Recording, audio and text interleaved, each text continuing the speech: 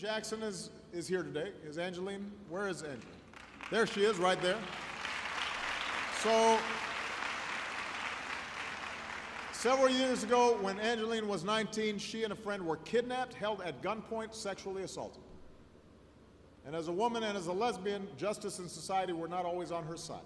But instead of remaining silent, she chose to speak out and started her own organization to advocate for women like her, get them treatment and get them justice and push back against stereotypes and give them some sense of their own power. And she became a global activist. But more than anything, she cares about her Jamaica and making it a place where everybody, no matter their color or their class or their sexual orientation, can live in equality and opportunity. That's the power of one person, what they can do. So that being mentioned by President Obama was kind of like saying, all right, here's one more platform on which you can now share, you know, your stories, your life, all the different pieces. Yes, incredible. We were all excited for you and for the LGBTQ community in Jamaica when that took place. And I know you formed an organization, QCJ, that's... Quality of Citizenship Jamaica. Good. I'll let you say it so that I don't mess it up, right? And tell me a little bit about the organization, when you started it, and what's the purpose and goals and successes. So in 2013, Young Broderick and I started QCJ, and we started it largely based on our own individual experiences as queer women in Jamaica, what we noticed that was available, what we noticed were not available, my experiences with sexual violence and negotiating the system, and wanting to provide a space that could, in some ways, offer that kind of support to other women, which we didn't realize at the time would, you know, mean a lot more than just, yay, we want to support you.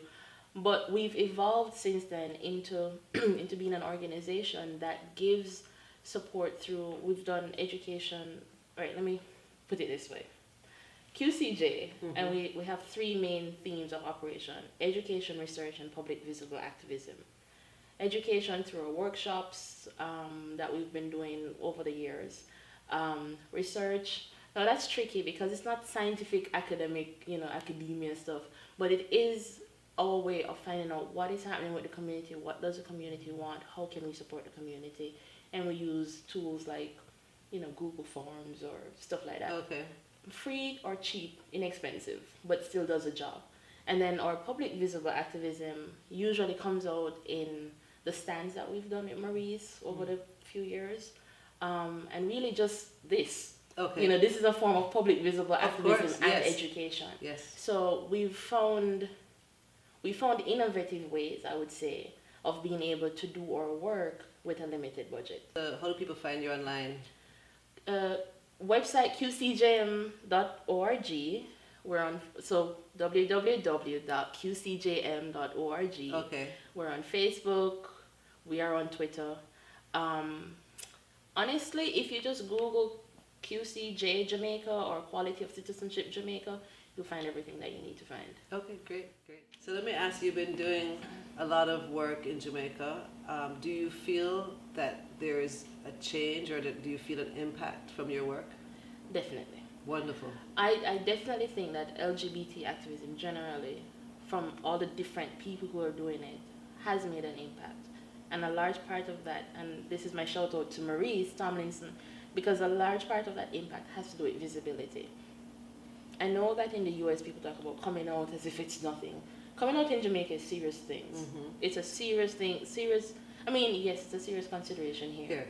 But in Jamaica, it's slightly different. And so when you come out, there are a range of issues that, you know, you have to consider. But in coming out, you help to break down that illusion of what gay people are. I remember when, after President Obama had mentioned me, some of the comments that I started hearing was, oh, she don't look too bad as a lesbian. She just look a little bit manly. But she alright. You know, and I think that is what needs to happen. For a very long time, all Jamaicans could conceive of as gay people were either gay men and very effeminate, or the gully queens. Right. That was all people had as a perception of the community on a large scale. Right. But as more gay people come out, as more LGBTQ people come out and are able to say, hello, here's a gay person, you know, it starts to change the attitudes. I talk about changing hearts and minds. And whereas we have, you know, we're trying to change the legislative, the laws and getting rid of the anti-sodomy law and that kind of stuff, we also have to change the hearts and minds of people. And so coming out and being visible and our work as activists is what makes that change possible.